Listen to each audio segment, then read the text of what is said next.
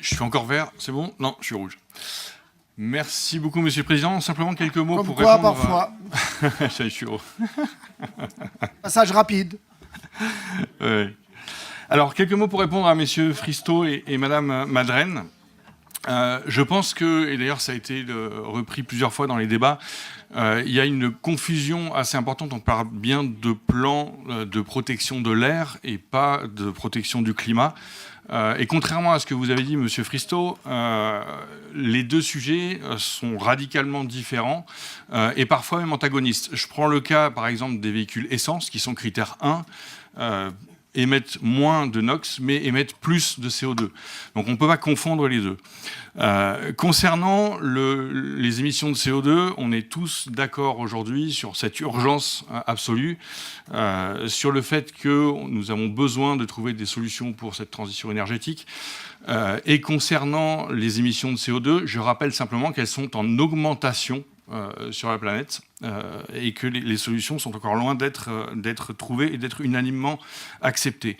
Concernant la qualité de l'air, je voudrais simplement rappeler quelques chiffres. Les baisses d'oxyde d'azote sont constantes et permanentes depuis de nombreuses années dans la métropole. Les oxydes d'azote mesurés sur la rocade ont été divisés par 2 en moins de 10 ans. Depuis 2019, alors effectivement, M. Fristo, vous avez raison, en 2019, il y a eu le dernier dépassement des seuils d'oxyde d'azote, mais depuis début 2019, il n'y a plus de dépassement à Grenoble.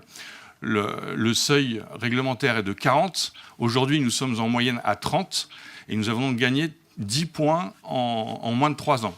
Au rythme où nous sommes, en 2026, nous atteindrons le seuil de l'OMS de 10.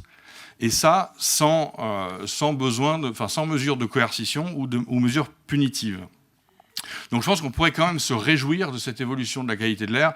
Rappelons-nous, comme le disait M. Carignon tout à l'heure, des odeurs de nos usines chimiques. Rappelons-nous des odeurs qu'il y avait au démarrage des feux rouges des voitures il y a encore une dizaine d'années.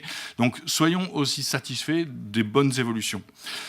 Vous considérez que ce plan n'est pas assez ambitieux. Ce plan, c'est une concertation entre tous les acteurs. C'est une volonté de trouver un équilibre entre une ambition de santé publique et un équilibre et une soutenabilité pour tous, et notamment pour les plus faibles. Vous voulez aller plus vite, attention, ça se fera forcément au détriment de notre économie et au détriment surtout des plus faibles de notre agglomération. Madame Madren, vous vous opposez à la ZFE pour les particuliers pour des raisons sociales, mais par contre, vous considérez que la ZFE pour les entreprises est quelque chose de bien, quelque chose de normal. Je vous rappelle simplement que pour les entreprises, les véhicules, ce ne sont pas seulement des moyens de mobilité, mais ce sont des outils de travail. Les entreprises, ce ne sont pas seulement des multinationales, ce sont des artisans, ce sont des commerçants qui utilisent leurs véhicules. Or, aujourd'hui, ces gens-là se trouvent devant un mur réglementaire. Il n'y a pas de solution pour beaucoup de véhicules. 95% des véhicules des entreprises sont des véhicules diesel, des critères 2, qui doivent disparaître de la circulation d'ici 3 ans. Dans 3 mois, 35% du parc des véhicules des entreprises est interdit de circulation. Simplement, pour vous donner un chiffre, le prix du GNV, qui est une des solutions sur lesquelles les entreprises peuvent se tourner, a été multiplié par 3 en 1 mois. D'accord ? Aujourd'hui, ça coûte 1 000 € de faire le plein d'un camion au GNV. Donc, voilà, tout ça pour vous dire qu'aujourd'hui, en l'état actuel, la ZFE a un impact réel négatif. Pourquoi ? Une entreprise qui aurait un véhicule critère 3, donc qui doit le remplacer. Aujourd'hui, qu'est-ce qu'elle se dit ? Elle se dit, par quoi je la remplace ? Par un critère 2 qui va être interdit dans 3 ans ? Non. Donc l'action que fait cette entreprise ou cet artisan, c'est de garder son critère 3, de garder ses vieux véhicules, faute de visibilité.